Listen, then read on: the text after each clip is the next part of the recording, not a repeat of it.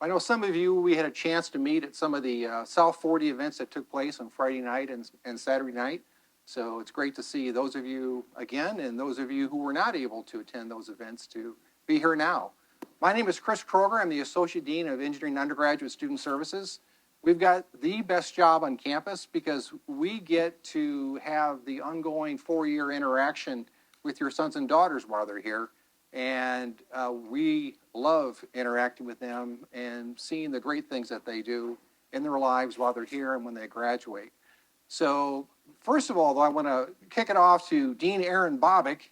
He is the McKelvey School of Engineering Dean. He's got, I think, one of the hardest jobs on campus. I've got one of the best jobs. He's got the hardest because he's dealing with everything related to engineering, the faculty, the departments, the upper administration, the grants and facilities and everything else.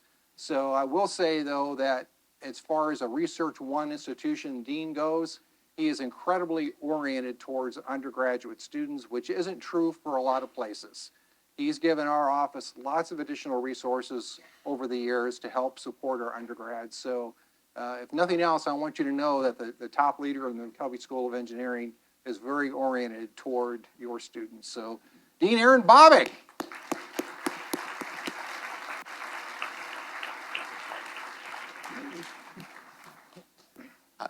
I'm from New York, so I don't usually use a microphone. But I've heard that we're streaming this or recording this, so this will get picked up. So yes, so welcome. And just so you know, I have 3 kids who are now, oh my God, 32, 30, and 28. So I've been here, I've done this in your shoes. And so it's an interesting, challenging time for parents. How many of you, is this your first kid going to college? Ha! And that's why you're all here.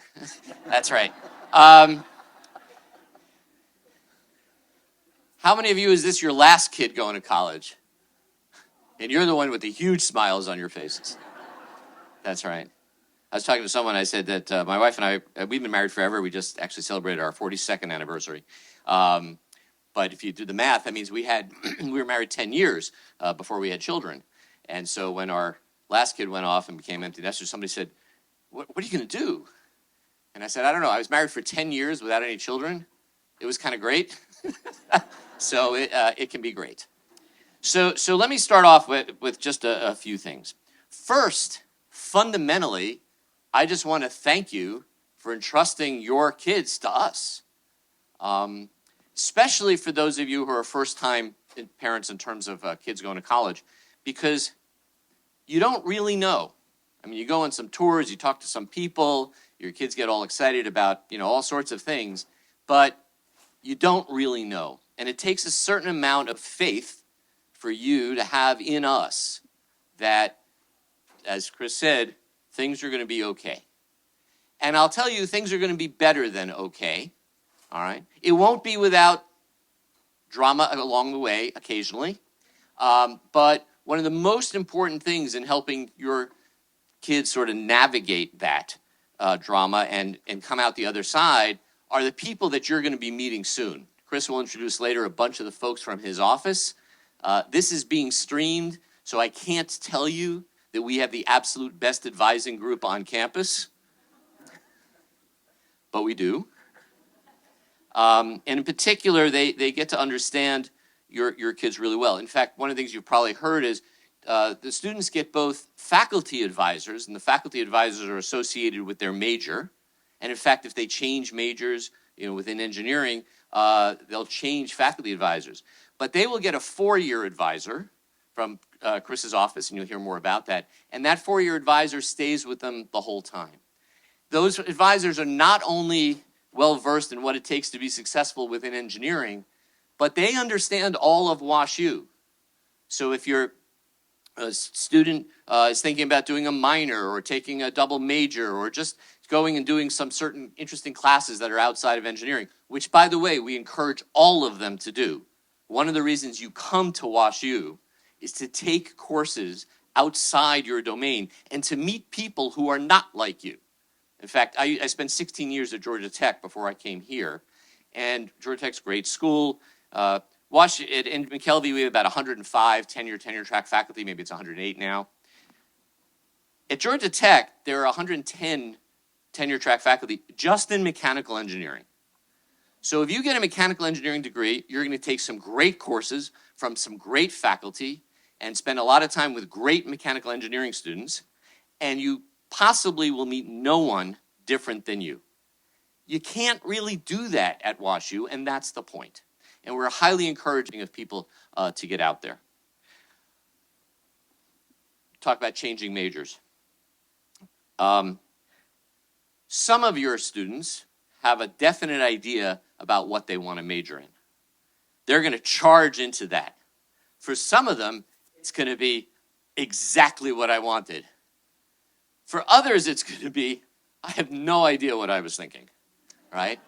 And, you know, to be perfectly honest, I mean, let's pick one that's probably limited. How many people here, students, think they're going to do chemical engineering? Okay, so some of them, and more of them will move. You didn't do chemical engineering per se in high school, so you're just kind of reading into it, and you're going to discover that, oh, this might be interesting. Now here, let's take a big one. How many of you are biomedical engineering oriented? Okay, and a whole bunch of them think they're going to go to med school afterwards. A bunch of them will. A bunch of them will come to their senses. But a lot of our biomedical engineers understand that they enjoy the biomedical aspect, but really the mechanical or the electrical suits them better. And they're going to be really excited about this as long as you are, all right?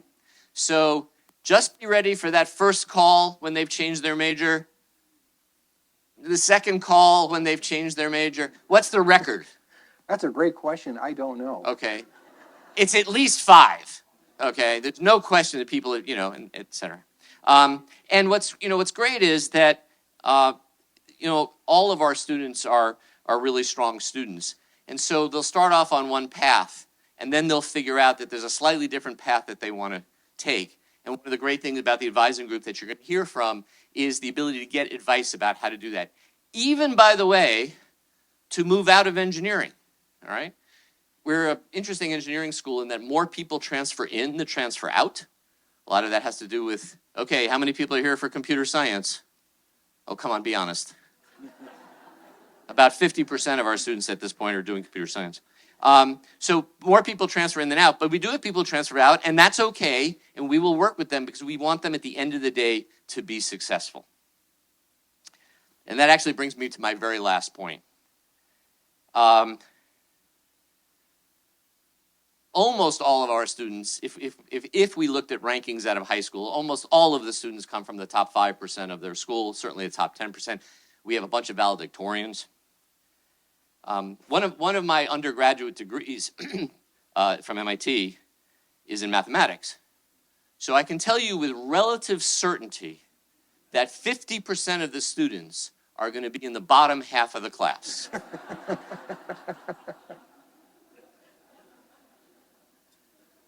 So that's half of you, all right? You've never had to deal with that before.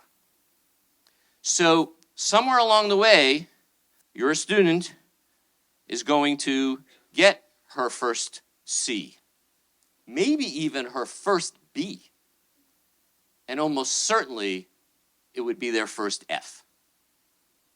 And I will tell you that our students develop a pretty good resilience because they understand that this is hard. They are in a cohort like they have never been before. And the work is significant. It's both a lot and some of it is challenging, and they will have to find their own level. And for some, they're going to get A's all the way through, this many. For everybody else, it's going to be that distribution. They will be fine with it if you are fine with it. They have to know that when they call you, some of them just on the verge of tears, that they got their first differential equations test back. And while Class Av was not so high, 69, they got a 38. And they're like, I've never been here before. And it's going to be up to you to tell them that you're okay with this. And if you do that, then they're going to be fine. They will find their way. You know, I always say that what students start when they get here is they start becoming the people they're going to be. We don't get to finish that. That's a lifelong journey. But it is our job to get them started on who they're going to become. And they just have to know that they have your support no matter how that goes. And for some of you, this is going to be challenging. All right? So just remember, despite how it feels, it's really all about them and not about us. And if you do that, they're going to be great. So that's really all I have to say. I'm now going to turn it over to Chris and his staff that'll cover everything from advising, study abroad, internships, general experiences, and there should be time to ask questions about this. These will be the people who I'd encourage you to reach out to if you have any questions at all. And like I said, Chris's organization, I think it's, we'll just say it's amongst the best on campus. And I think you'll find that they really understand your questions because, frankly, there's no question you have that they have not heard before. All right. So with that, I will turn it over to Chris and his crew. And again, thank you all for being here.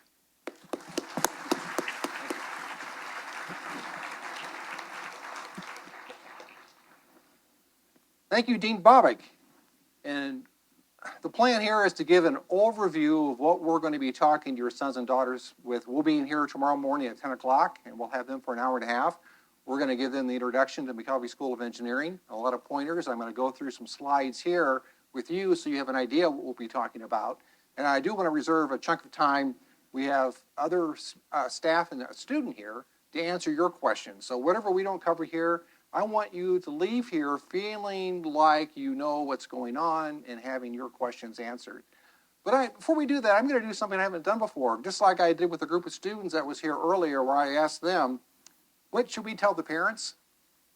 With the person next to you, tell us, discuss with yourselves, and then tell me what you want us to tell them tomorrow. So as parents, talk with each other for a minute, and I'm going to just ask for a few hands to make sure we cover what you think is important. So please begin. 30 seconds.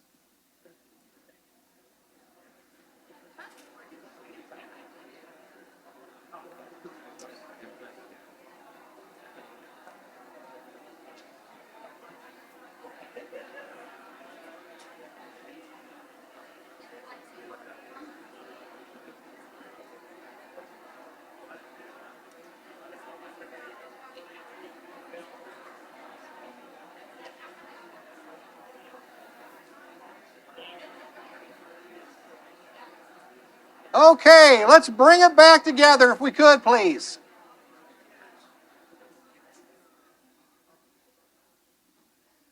Who wants to be the first to share what they think we should share with their sons and daughters tomorrow? At the top. Don't be afraid to ask for help. Thank you.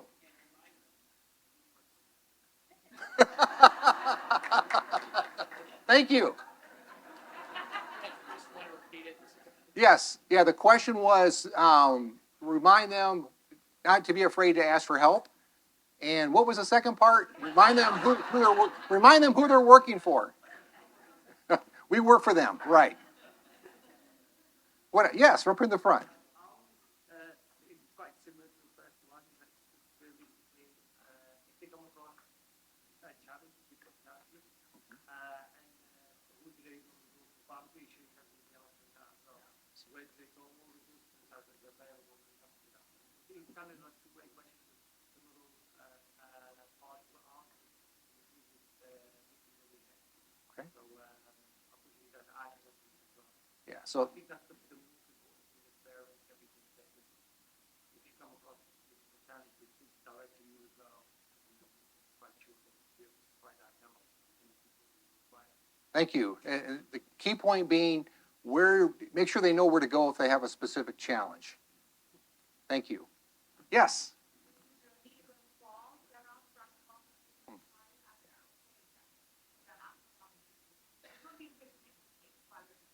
Okay, so explore, make mistakes, and that's really how you gain the resilience.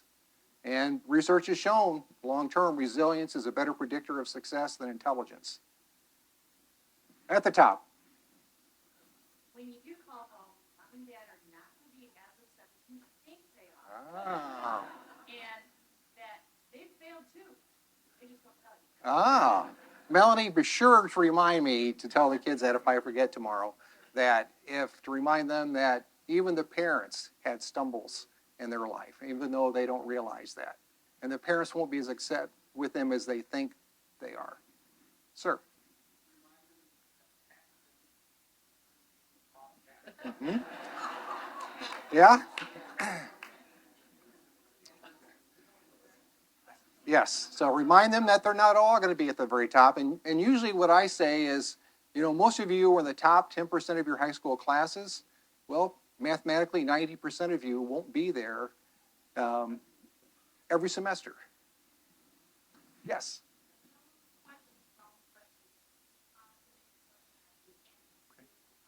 All right.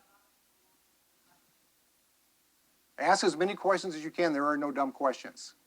Thank you. One more.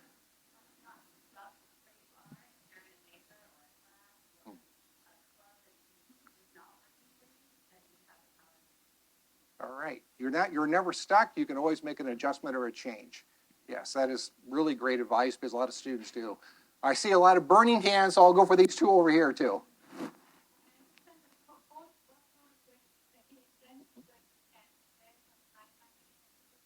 Yes. Okay. Time management tips and tools. Thank you. Yes. Yes. All right. Read your professor's emails, your syllabi. Okay, one more. Remember to find the joy in what you're doing. Ah, yes. Find the joy. Yeah, because ultimately, as parents, we know the ultimate success measure in life is how much you enjoy life. And it's really hard at that age to realize that things go by quickly. All right, so I'm going to show some quick slides to give you an overview of what we talk about. Many of the things that you mentioned are covered. So the first thing we do in council is our undergraduate student group, the key group within McKelvey School of Engineering. They'll come up and have the students all stand and they'll all do the engineer's creed. They'll also be giving an engineering hat. So automatically, I think we're the only school that gives out hats on campus.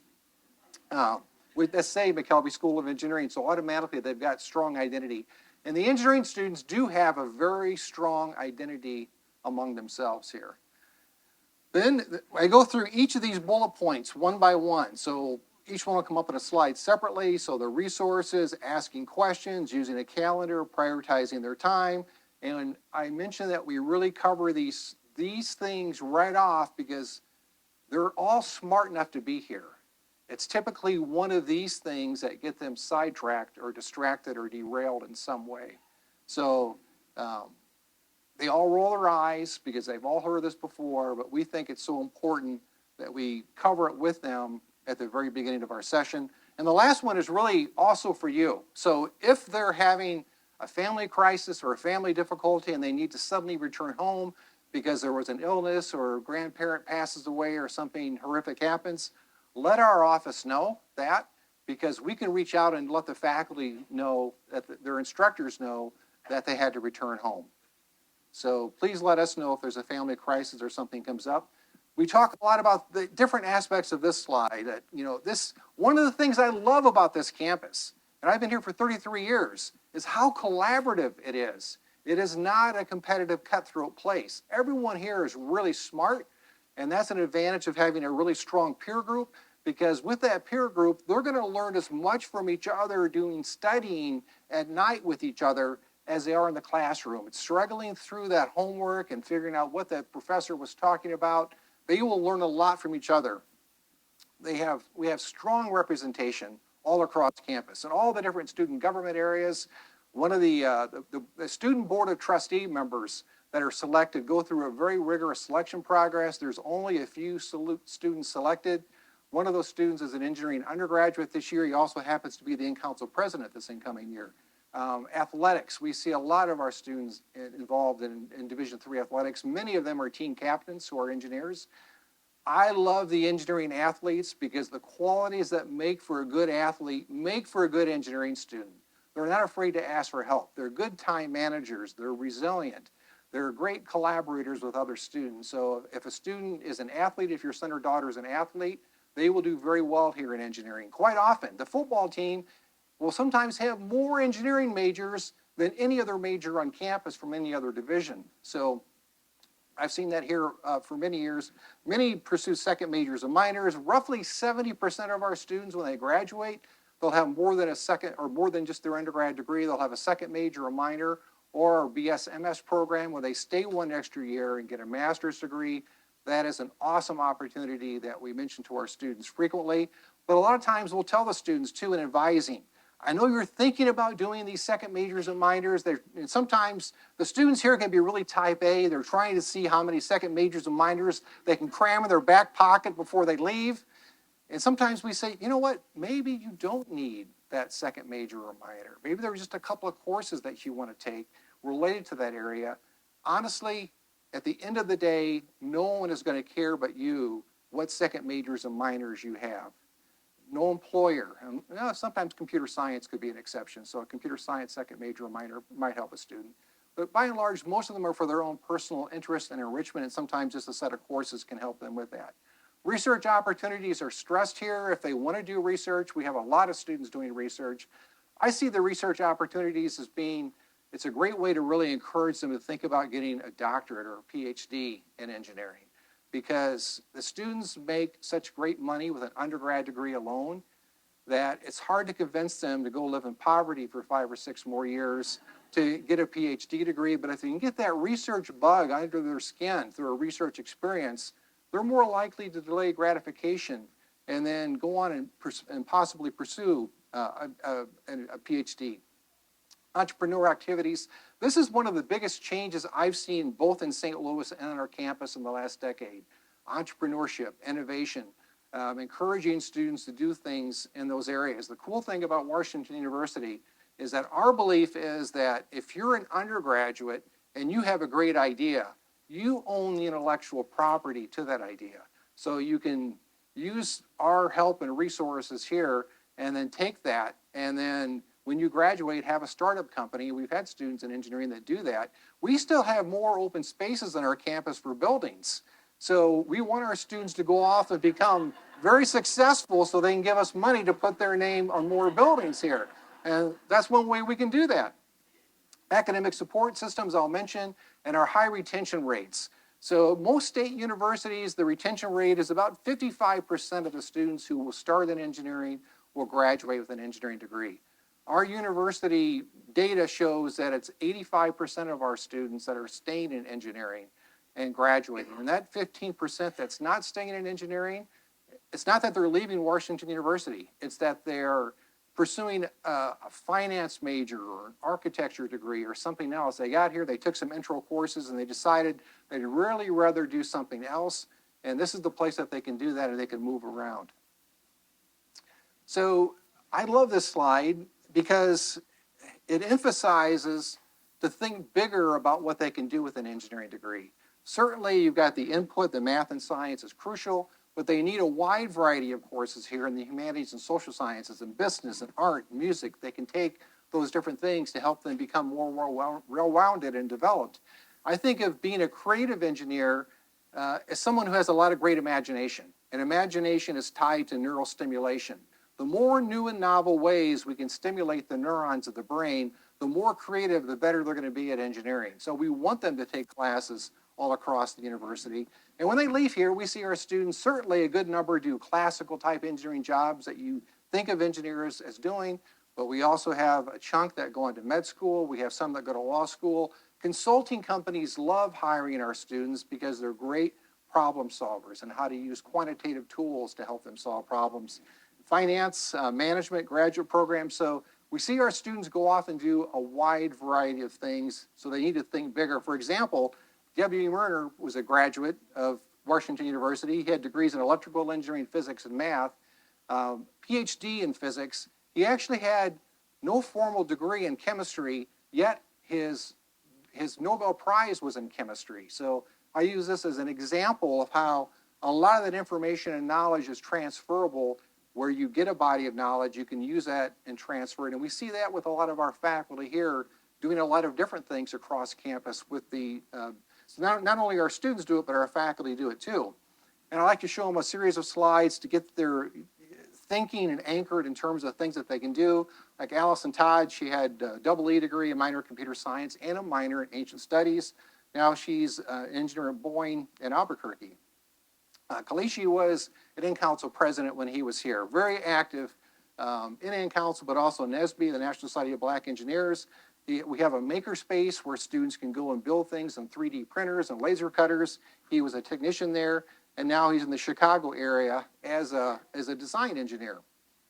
Nicole was a chemical engineer. She went off to medical school, and one of her research or one of her rotations as a doctor was on a helicopter. And I can't imagine what a helicopter ambulance ride might cost, compared to a regular ambulance ride. But she's also doing some work related to victimization of people who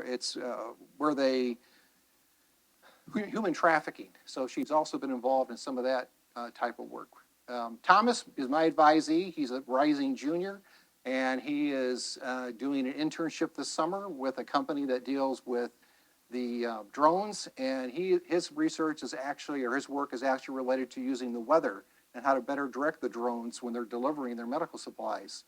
Miranda, also a rising junior, and she's doing an internship right now, or finishing up this summer with Northrop Grumman, dealing with some of their satellite systems.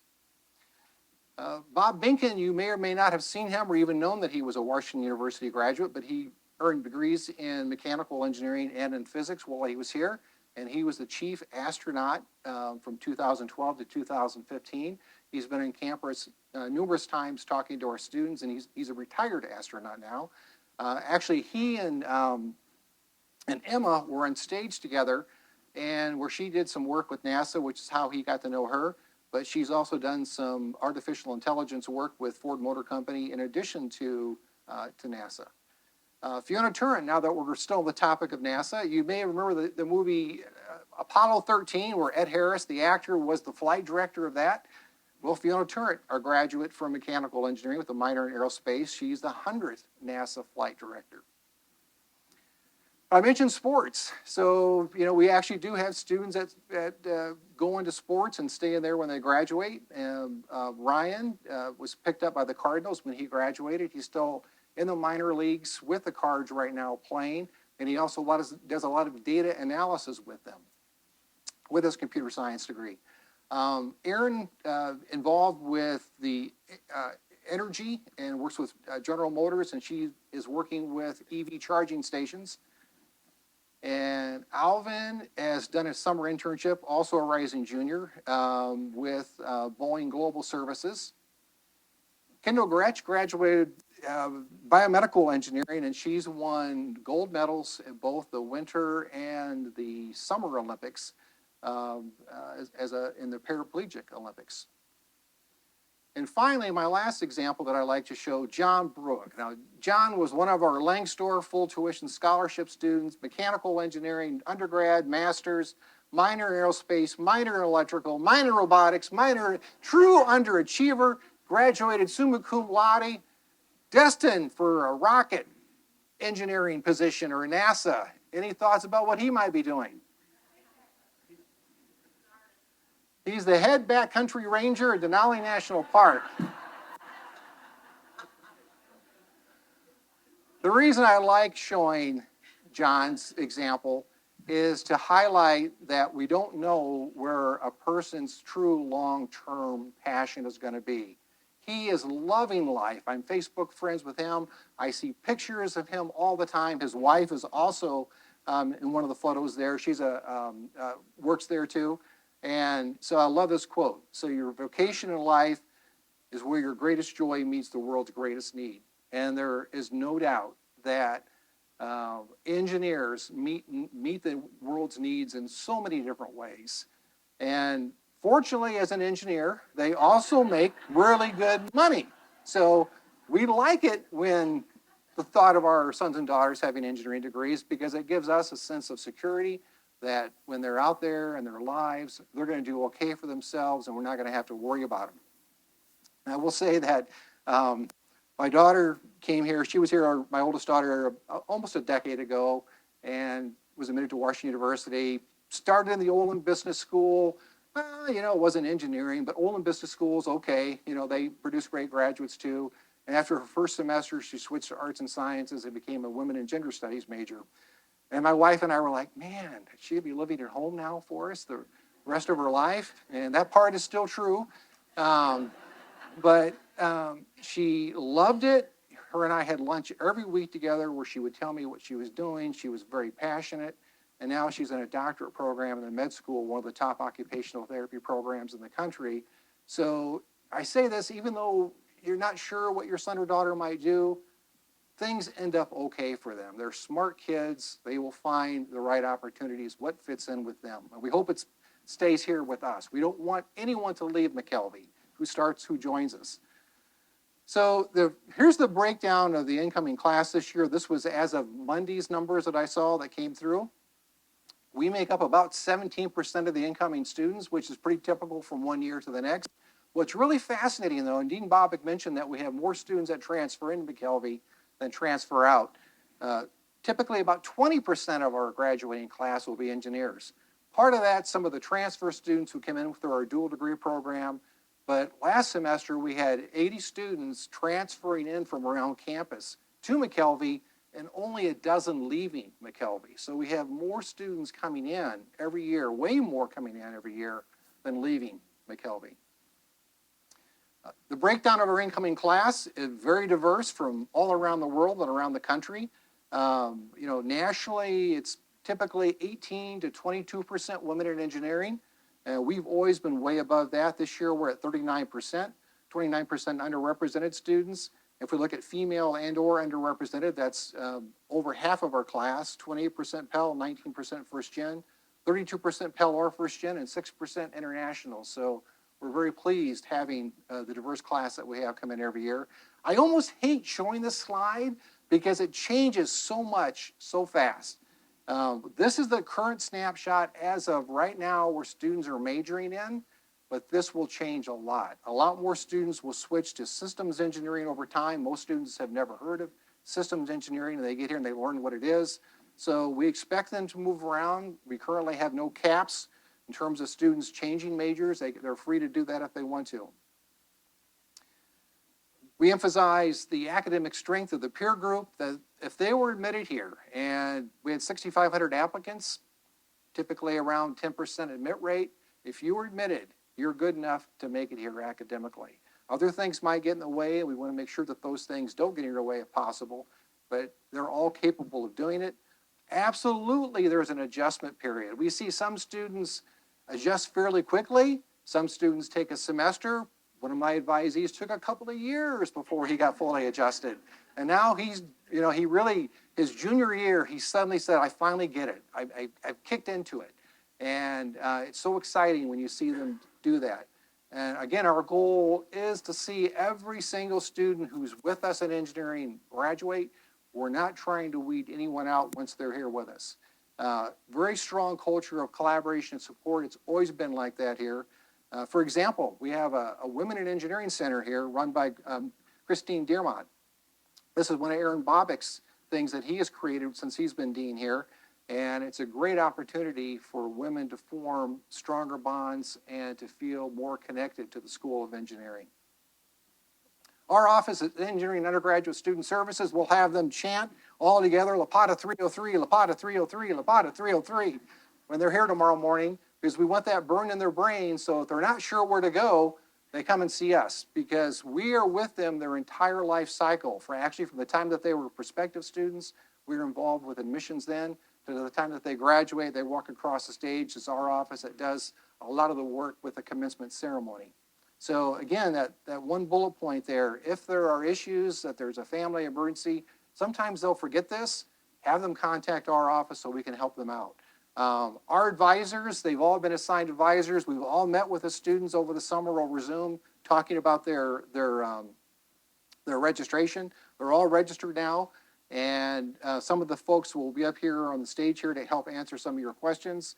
We also have some additional support staff that they'll likely interact with while they're with us.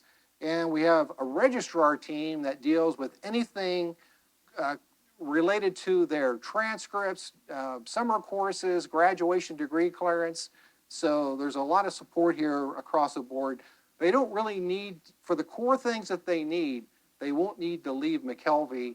We have the services within our school because we know our own students. They will, and Dean Bobick mentioned that they'll also be given academic faculty advisors, which they haven't been assigned to yet, but they will soon. So while if their majors change, their faculty advisor will change, but their four-year advisor in our office will not change. They've got that stability during that four-year time period. We talk a lot about the resources that are available for them on campus, not only within McKelvey, but across the university. And that top line here is so important. We can't help you if you're silent. Ask for help. We try to really get them to think about coming in and letting us know. I have 3 different slides here of mental health resources to show them because mental health is a huge issue right now across all college campuses with this age group. So we want them to have the support that they need that are available. So 3 different things to talk about within there. And then we go over the engineering orientation events, which starts with our first meeting with them tomorrow morning. We have a career panel then, a research panel, and then we have first-year advising meetings where we get to meet with them in small groups and get to know them better, not on Zoom, but in person. And then on Tuesday, this is an awesome day for them to really do some exploration. All of our 5 departments will each have a 1-hour session, and we'll talk about their departments. And they have a chance to go to all 5 departments and hear from the faculty there about their programs, their research, the different student groups they have associated with their programs. We encourage them to go to all 5 if they have interest in doing that. And that's actually where we see some major changing taking place right there. When they start going to some of the departments and hearing a really enthusiastic faculty member talk about their department, it's like, yeah, I want to be part of that. And then Wednesday, we have a pre-med meeting since we do have a good number of engineers interested in pre-med. The current student panel is very popular with the students. They don't let any of us in that meeting, and no staff are allowed, no faculty. Only the current students are talking to other incoming students. And that time, sometimes that's where they ask some really interesting questions of each other. I never heard anything bad about it, so hopefully it's all gone. It'll continue to go well. Then we have an engineering hosted cheap lunch, what we call cheap lunch, that's offered most Wednesdays here, where it's free soda chips and cookies that the students can get together and get to know each other that way. And then finally on Monday, the evening of the first night of classes, and we have to wait to do this so our current students are back, we have all of the engineering student groups be down on La Pata Gallery. We have an ice cream truck there. The student groups are able to highlight what they offer to students who are coming in, so they can get a feel from them which group that they might want to join. And some will join multiple groups. Finally, student involvement. There is just a huge, in addition to student groups in McKelvey, all kinds of things that students can do. Within McKelvey, we've got over 35 different student groups. There's over 350 groups on campus. A lot of builder-type teams where, like the race car team, the Design Build Fly team, that's the Design Build Fly team where they compete nationally every year, typically. A rocket team that competes, there's a robotics team that competes. There are students that do work around the world where they're trying to help in some way. We have an Engineers Without Borders. This particular team was not an Engineers Without Borders group, where there was a few students that went to Uganda to give first aid training, first responder training to basically the cab drivers and motorcycle drivers who pick people up since the health system there isn't so good. The thought being that those are the people who can really have a real impact in saving lives in those situations. Joe Beggs, quite a character. He started the startup company when he was here as a student, and his device was to allow doctors to monitor whether or not patients were taking their medication at home. So he's actually has a startup company, he graduated, and he's going through FDA approval for his device now. Engineering study abroad, we do encourage our students to go abroad if they have an interest in doing that. Melanie in our office, Melanie Osborne, is really the one who's made this possible, who's created it over the years for us, for McKelvey. These are typically English-speaking programs, even if they're not in English-speaking countries. Most of the students aren't fluent in foreign language because they really need to be if they're going to be taking classes there. So that's why there's a lot of English-speaking programs that the students go to. Research shows that creativity goes up with students who spend some time abroad.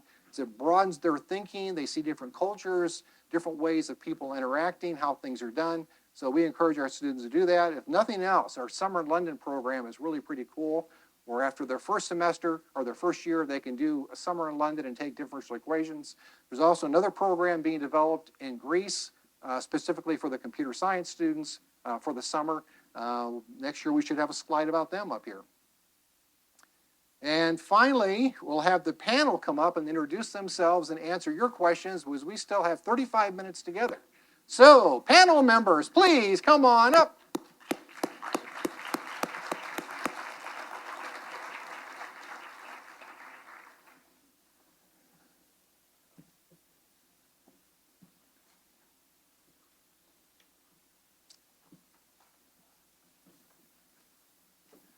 I'm going to put one of these at each end. Jennifer, we'll start with you. If you would introduce yourself and talk about your role, and we'll go down the way. Awesome. I'm Jennifer Finney. I use she, her pronouns. I'm a career advisor in the Center for Career Engagement. I'm also an alum of the School of Engineering, but I'll work with your students about anything related to jobs or internships, and a lot of that exploration that I know was mentioned at the beginning as well, right? It doesn't have to be just let's do a resume, but we want to help them explore what choices are out there for them. Hi there, my name is Kelly Delphos, and I oversee industry relations and career engagement in the McKelvey School of Engineering. So that means I'm working with companies to strengthen the relationships that we have, to mentor and recruit our students, to engage with our faculty and in the classroom. And then I also have a career engagement component to my title, to help students see all the different things that they can do with their engineering degree, make connections with alumni, companies, hear about different career paths. So I work really closely with Jennifer, the Career Center, and our advancement teams and other campus partners to really help students see all the possibilities with their degree. Hi, my name is Eric Montufar. I'm a senior in mechanical engineering, and if your student is not a mechanical engineer, I probably won't see them around. Hi, my name is Melanie Osborne, and I am one of the advisors in Engineering Undergraduate Student Services. I've been in the office a very long time, and I've been on campus for 25 years. I think that's why my hair is this color. I work with advising. That's a focus of mine. I also work with study abroad as well as mentor programs. Good morning. I'm Jessica Allen, and I'm also one of the four-year advisors, but I also support the pre-health students. So for your students who are interested in going on that pre-med track, they'll talk to me. And I'm also one of the leads that works with one of our mentor programs that's focused on first-generation and limited income students. Good morning, everyone. I'm Ashley Gooderise. I am also a four-year advisor in Engineering Undergraduate Student Services. And in addition to advising, one of my large roles is supporting our academic support programs. So we offer a free peer-to-peer tutoring program and also what we refer to as problem-solving teams for three of our intro courses, which is kind of like study groups that happen over the weekend. That are led by a student that was successful in that course and helps run study sessions. You know, and Lisa, you're sitting right there, even though you're not on the panel. You want to stand and introduce yourself too? Kind of catching you off guard there. Sorry, I'm Lisa Gillis-Davis. I'm a senior assistant dean, and I have some of your students as their advisor. And also part of what Dean Bobick funded last year was hiring probably 5 of us new advisors into McKelvey, and specifically some of us focus like Jessica and Ashley with our first generation and limited income students. So if that applies to your family, I want to especially welcome you and congratulate you. Thank you. All right, so sometimes getting these questions started is tough, but so let's do something for the first 30 seconds with the person next to you. What question do you have? So get the juices flowing that way. What questions do you have with the person next to you for 30 seconds?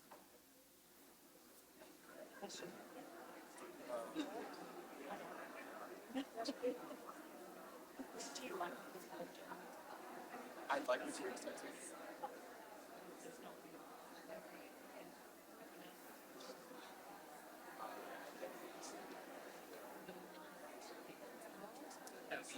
Okay, let's bring it back together if we could, please.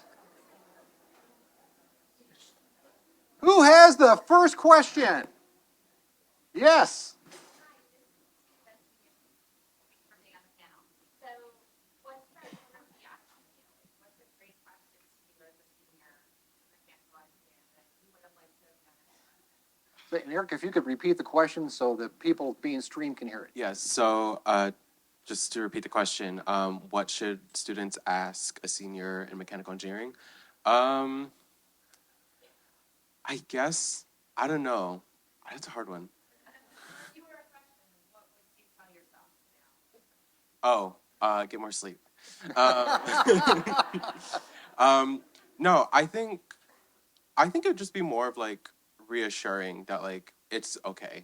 So mechanical engineering is, I think, a very unique degree. First of all the professors, I would probably tell myself, go to office hours more. Like, meet with your professors. All of them are so kind. They're all have like such an intense, vibrant personality. They're great. And the mechanical engineering here, and I guess everywhere, but like, you just do so much. You are taking classes in like statics, and then you're moving up to thermodynamics and material sciences. And so it's kind of hard within mechanical engineering not to find something that you enjoy. Like, I've discovered that I really, really enjoy material science, which I didn't even know was a thing that you could do like before coming here. So yeah, definitely talk with your professors, and also just like reassurance, like you will probably find something that you enjoy within mechanical engineering. At the top.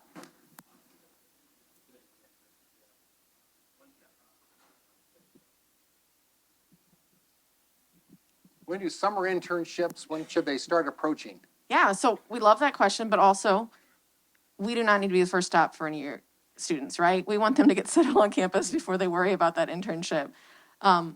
Also, next summer, they don't have to do an internship. Some will, and that's great. We want them to do something that lets them explore, but it doesn't have to be an internship. So I like to put that out there right away. Like, we want them to come work with us, but there's lots of other awesome things they could do next summer that are equally valuable. But as far as timing, it's going to depend on what kind of internship, what kind of major. I will say we have career fairs every semester. So that's a good thing to keep in mind. Again, they don't have to go to this first one, but it's a good time just to check things out. So that'll be later in September, early October. We'll have a couple big fairs. Then we'll have another one again in the spring. So it really is going to be dependent on their situation, but they can come see us anytime. I tend to encourage them, get settled in, maybe talk to us later in the semester before they go home for winter break. I just want to add something to that really quickly. So there is a pretty defined recruiting timeline throughout the year. Most of the bigger companies are recruiting in the fall, so that September, October, trying to get offers out by Thanksgiving for next spring and summer. Then, there's another smaller recruiting season for engineering in the spring, so February, March. But at no point is it too late, and at no point is it too early. But just know, if they're looking at, some of those big companies, they do the bulk of their recruiting for the next year in the fall. Thank you. Yes, sir.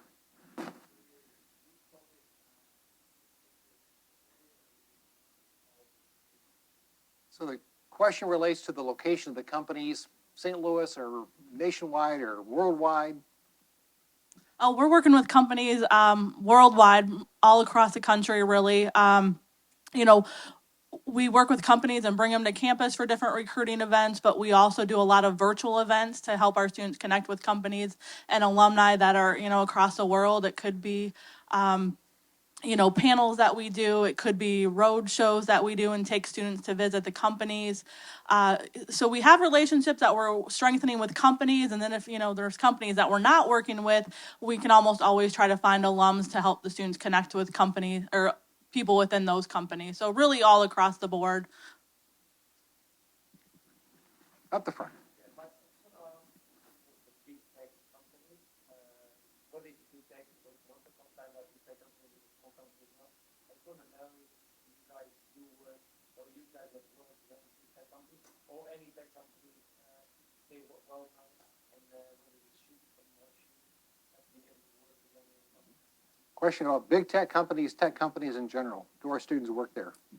They're predominantly the employer of our students, the big tech companies in computer science. We have numerous alumni at Microsoft, Amazon, Meta, Google, all of those type of companies. It's been really challenging the last year or two, but I've also seen some of those companies with record profits in the last quarter, and so some of them are just kind of changing their focus a little bit, getting rid of some programs that they're not using and focusing on areas like AI and machine learning and cloud computing and cybersecurity. So it's still a really solid place to be, and we have tons and tons of alumni at those companies. However, we also, are really, like Chris said earlier, very entrepreneurial focused. So we have a lot of students that are pursuing more entrepreneurial type positions as well. Can I say something about, we have mentor programs as well that are a good entryway into finding out about different companies and what's interesting to you. Jennifer mentioned, the first year we really want students to settle in, explore, see what they want to do. Starting sophomore year, we have a push with 3 big mentor programs, which are Deloitte, Boeing, and then we have one with Regional Business Council, RBC. Then we have a program that I guess we subscribe to. We call it McKelvey Connects. And when your student is a sophomore, they will be invited. We have a network of WashU alums, engineering alums. And students go on this platform and they are matched with an engineering alum, and they are together for the full year, the academic year. They can ask that person questions, they meet virtually. And we also have one aspect of that platform connects, which is flash mentoring. So alums just volunteer and students can just jump onto that network and ask a question. Who out there works in a certain part of aerospace? And one of the alums will answer them. They can have a quick conversation and the student can get a little information. Sir?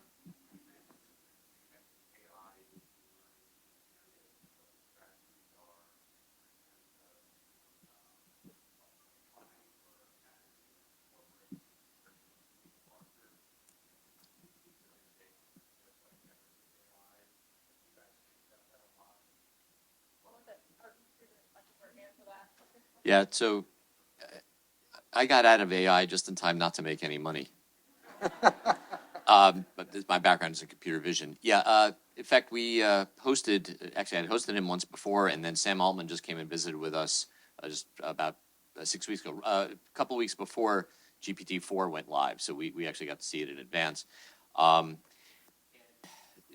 of the reason that a few of us helped bring Sam here was to, frankly, infect the thinking of more of the leadership and more of the faculty. McKelvey's just finishing up a new strategic plan. AI shows up 4 different places. There's sort of AI in pedagogy, that is AI in terms of how you teach. That's this question of using generative AI with respect to that, not just for sort of verbal and language kinds of things, but everything, math, coding, et cetera. So there's a question of how to use that. Then there's sort of AI in the curriculum, right? The alumni who helped bring Sam here, he has a friend of his, who I don't know who it was, but he has a great line. He said, AI is not likely to replace people, at least not right away, but people who use AI are going to replace people who don't. And that is really going to be true in technical fields, actually pretty much all fields. And so one of the things we're trying to do is make sure that not just, we talk about AI literacy and AI competence. In McKelvey, we're pushing very hard for AI competence amongst everyone. So I don't care what it is you're majoring in within engineering, but you should have AI competence. And then I think what you'll start to see is to push across the university AI literacy. Right? I think that's going to be important. So that's on the education side. And then on the research side, which our students do participate in, there is research in AI itself. So we have people that do new AI, especially as connected with social sciences, because you have to do sort of slightly different types of AI. And then there is how to use AI. I mean, you talk about material science, right? So if you're trying to design a new material for the anode cathodes of new batteries, right? So there's all sorts of materials you might design. How to use AI to improve essentially your ability to search for those kinds of things. So those 4 areas are fundamental what we do. There is, I'll just say, Jen Smith, who is the Vice Provost for Undergraduate Education. She's chairing a committee on the pedagogical part across the whole university, and that's something. None of us, I think, none of us are saying, oh, we have to prevent people from using this, when they're in the classroom, right? What we have to do is figure out how do you change the way you think about learning and assessing, given that these tools exist, right? And that's really what you have to do. You have to think. For those of you who are, no, none of you are old enough, fine. So I actually used the slide rule for one semester in high school of chemistry. And slide rules work on basically logarithmic scales, whatever. One of the interesting things about slide rules is when you do mathematics or arithmetic using slide rules, you have to be very careful about significant digits, right? And this notion of how many digits are significant, et cetera, whatever. Well, when calculators showed up, you press a button, you get 14 digits. So how we taught significant digits was fundamentally different when you moved from slide rules to calculators.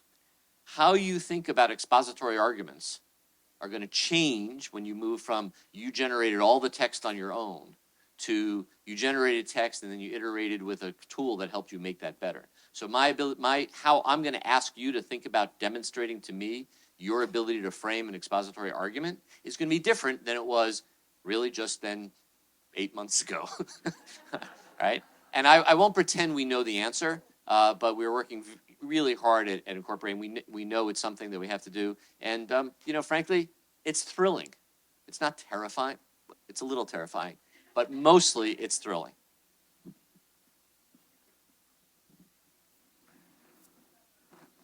The person just speaking was Aaron Bobick, the dean of the McKelvey School of Engineering. I've worked here not nearly as long as Chris.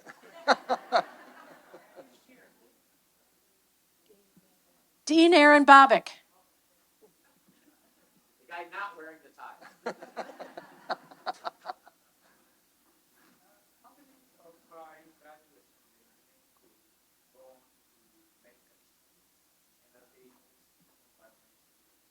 So how many of our graduates go into medical school, and are they mostly biomedical engineers?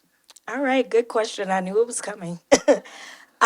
There's not a percentage that I can per se give you, but I would say the majority of our students who do seek that track, they pursue or they do go into medical school. But as mentioned, biomedical engineering is not the only option that a student has to pursue medical school. So sometimes I would have a student who is a computer science major actually and wants to go in the biomedical track. But the biomedical engineering track is probably the easiest overlap that a student has because they're taking physics, chemistry, calculus, some of the upper level chemistry courses. So it tends to be the easiest for students to take those additional courses that they need if they're pursuing the medical school track. But again, students do have options. They'll want to pursue other options, and so again, Is it we have a large typically percentage. like around 36 or so we typically have a year go? Yeah, because really, I would say the number of students that we have that probably apply for that, I think there's no more than like 35, 40. So it's significantly small. So as I heard, about 10%. Wow. Yes.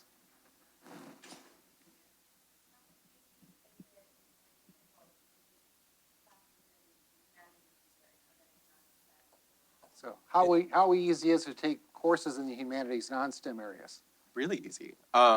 So I'm doing a minor in design at the Sandfox Art School. I'm one class away, so and it's been a pretty easy transition. You'll find that in terms of like art, I can speak on for art, is that like you go from engineering class and you're like, this super long equation about combustion, and it's like, all right, now we're going to be painting sticks to talk about color. Like it's just working a very different part of your brain, but I think expanding, like I think it's so important for you to take like classes in like humanities and anything outside of engineering, because it just works a different part of your brain, but they kind of work together so that like it's almost like you're calmer when you're working on like really difficult engineering courses.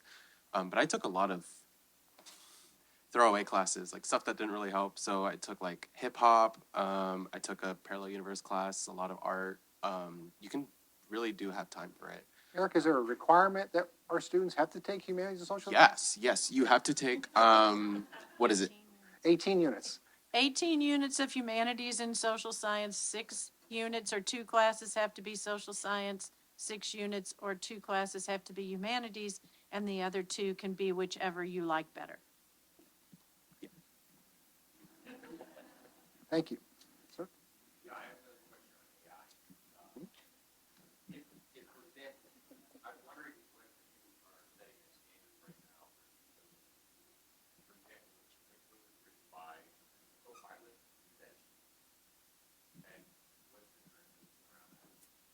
So the question is basically people using power-assisted tools in order to do their assignments. And there are tools that help you do coding. By the way, there's more than a dozen of them out there, and so students are free to use those. And the only thing we're requiring at this point is that you tell us that you did it. Okay, so you know that et cetera. Look, the vast majority of real software engineers out there all use these tools because you can do the same amount of code in somewhere between 50 and 70% of the time. So it would be, as an employer, you would want your folks to use this. So it's not seen as cheating. It has gotten a little bit harder to tell when students, we'll just say, collaborate a bit more than they should.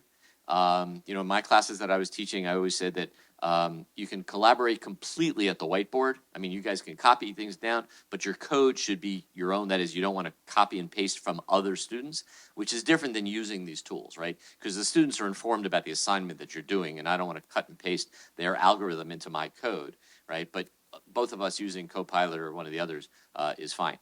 I don't want to pretend that we've got it totally nailed, because we've had mechanisms in place to try to modulate how collaboration worked. Most of those mechanism tools just don't work anymore because, it used to be that, so there's all this plagiarism detection, right? That would basically look for people, having similar either verbiage in written material or in code constructs. Well, when you use these tools, first of all, on the GPT side and things like that, it's different every time, even though it's the same, right? Different words, same stuff. So we're not totally there yet. As you know, this is kind of a new problem, but it's definitely not cheating to use sort of the tools that are going to be used out there all the time.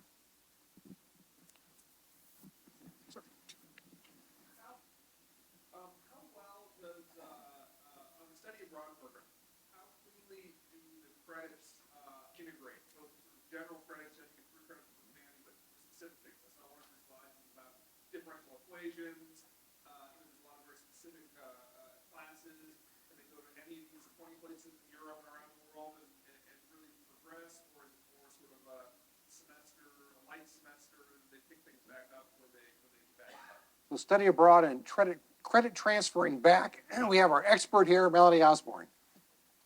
When engineering students from McKelvey study abroad, they meet with me or Andrew, the other study abroad advisor, and there are locations that work better for different majors. Computer science, you can go really anywhere, but we work with the department, and the department clears or evaluates the class ahead of time. So you will go to University of Edinburgh and you will take thermodynamics and you will take 2 MIMS elective mechanical and material science electives, and you will transfer those back. Those classes are approved. You do not get off track for your semester. And you go abroad and you pay your WashU tuition and it covers the program abroad. It's not extra. Yes.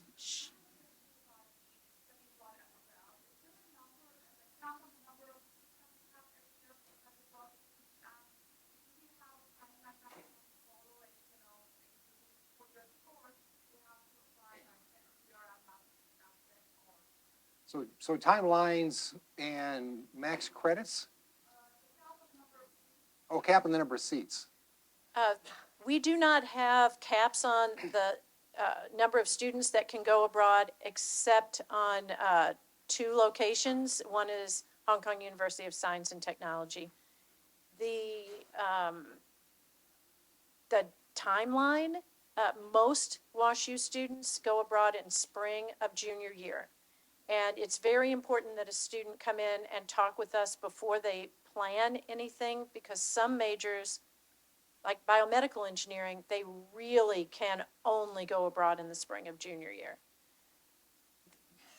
A student should come in if they're thinking about study abroad, maybe in spring of first year, but the timeline is you apply for study abroad for the fall by February 1st of the year prior. And if you're going abroad in the spring, you apply by May 1st. So say you're going in your junior year, you apply by May 1st of your sophomore year. You're welcome. Sir?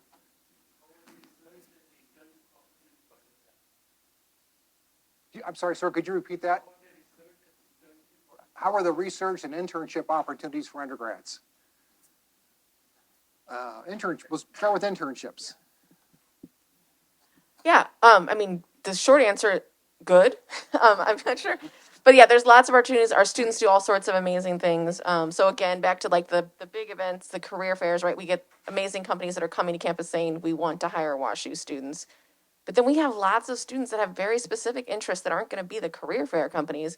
And we work with them to find those opportunities too, whether that's entrepreneurship or just, you know, a slightly smaller company or a different field. So yeah, students do all sorts of amazing things. There's some great data on the Center for Career Engagement's website where you can see examples of where they've gone. And the same thing would apply for research, right? There's tons of great research on campus, but they also go do research in other universities as well.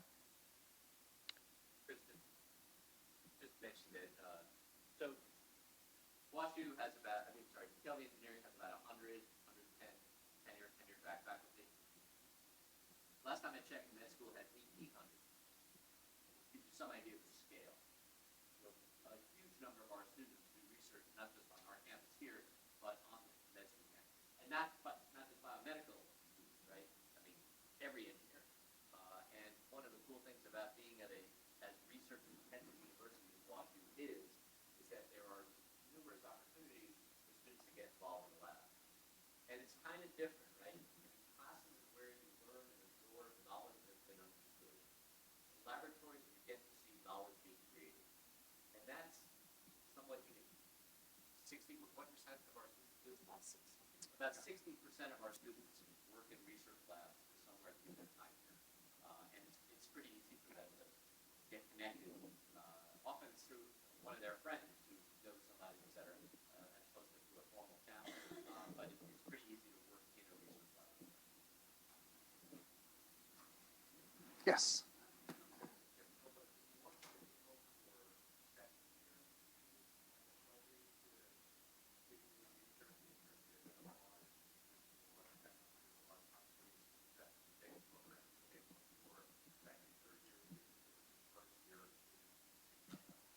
So what is the typical time period when students might do internships?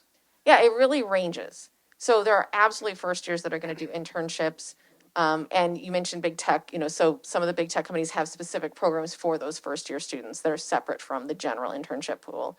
But then they also do a lot later. So it's a whole mix. And it depends on what students want to do, you know, what industry. But again, doesn't need to be first year, but it's great to start thinking about it. But a lot of students will do research that first summer, will study abroad, will take courses, will shadow, but definitely also internships. So it ranges. We have students that do them early, we have students that do them later on. There's not a set trend.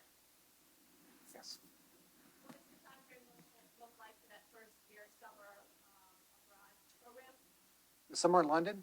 Yeah. Yeah, Summer in London application time period. Summer in London application is May 1st. No, it's not. It's February 1st. I'm sorry. It's February 1st. It's February. And that's a great program. It's a great way to get your feet wet on study abroad. All our students live together with other students who are studying abroad through a particular provider. And this year we had a math instructor who taught differential equations along with a TA, and he was from Imperial College London, which, you know, it's a pretty good place. And students loved him, and everybody passed. Everybody did well, 4 weeks, and a lot of sightseeing around London and England. Melanie, any update on the Greece summer program?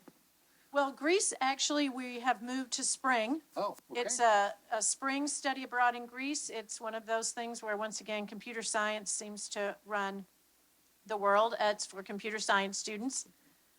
It's beautiful. The dean's going to go check it out, right? But it is for computer science. If you're watching your money and your computer science, the cost of living there is going to be great. So your student's going to get a lot more bang for their buck. And that campus is on the ocean.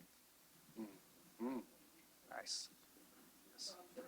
Clarification on the London summer program.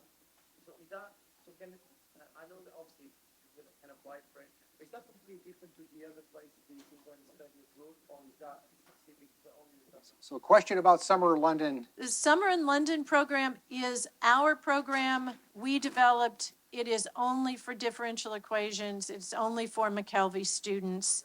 It's a completely separate program. There are many other study abroad summer programs. Somebody could go and do art. They could go and just take humanities in Sussex, England. We have all kinds of other options. Summer is a great time to do humanities and social science. So can you go on that one and then go on another one? Oh, sure. You can do go. multiple study We have abroads. students who go in the summer, then they go someplace in the fall, and again in the spring. Different places. I mean, if I was a student coming in, if I could choose how I was going to spend my 3 summers, personally, I would do my first summer a study abroad, second summer do a research experience with a faculty member, either paid or for credit, and then my third summer I would do a paid internship with a company. So to really maximize your experiences, that's how I would do it personally. And I do just want to plug one thing, especially if your student is more art-oriented. They can knock out a lot of their humanities. The Sandfox has a summer program as well in Florence, Italy. They take a couple classes there. They go do sketches at some museum. It's a really amazing program as well. Our time is almost up. We got a couple more questions, sir.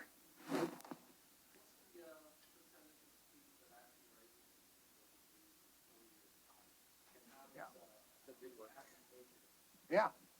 So I don't see students having a trouble completing in 4 years. We certainly see students who take medical leaves and do co-ops that take leaves, and they'll take longer than for officially they get measured on a 6-year cycle. But I mean, Melanie, you and I have been here a long time. I don't know, maybe 10 kids a year are delaying graduation by a semester because something happened. It is a very small number of students. There are some students who change majors at the last minute, and then they've got to go back and pick up some required courses, and that might goof them up. Yeah. What percentage of students graduate earlier than 4 years? Well, I will say we have way more students that graduate early than take more than 4 years. For the students who graduate early or who are eligible to graduate early, those are the ones that we see often do our BSMS program, where we, for 1 extra year, you can get a master's degree, 2 semesters. And for the master's, we cut off half the tuition, so it's 50% tuition for the master's to encourage students to stay for the master's if they want to. And so we'll see, I see students every year who graduate in 4 years with the undergrad and the master's degree.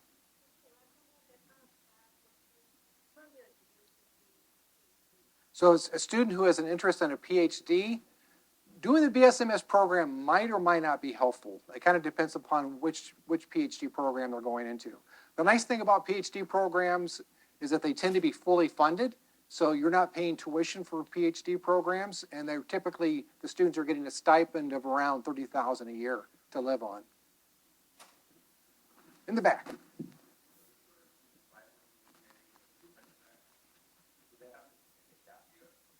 But yes, students in biomed doing pre-med, do they take they're not required to take a gap year, but they're not required to take a gap year, but I know that a number do. Is that right, Jess?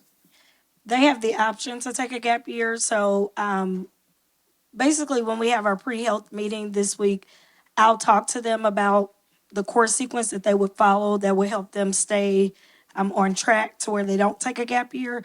And really, the gap year is really designed for a student who may not have the time to add in like that clinical component or like shadowing hours.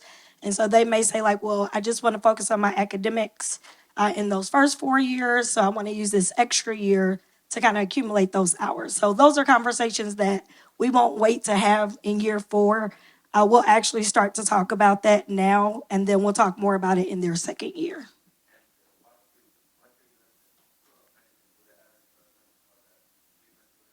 Does the Warshu School of Medicine have preference for Warshu students?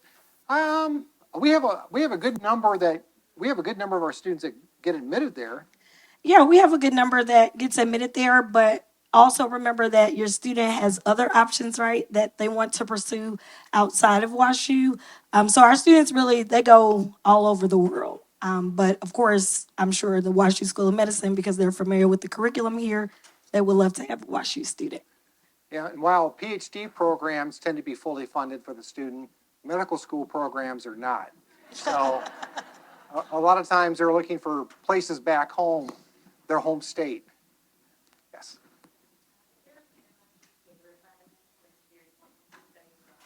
Minimum GPA requirement to study abroad, 3.0 out of 4. 3.0. A B average. Well, I think people must have other activities that they're going to run off to. We're happy to stay up here and answer questions for those who have additional questions. Thank you so much for your time and for being here. We appreciate it. Thank you.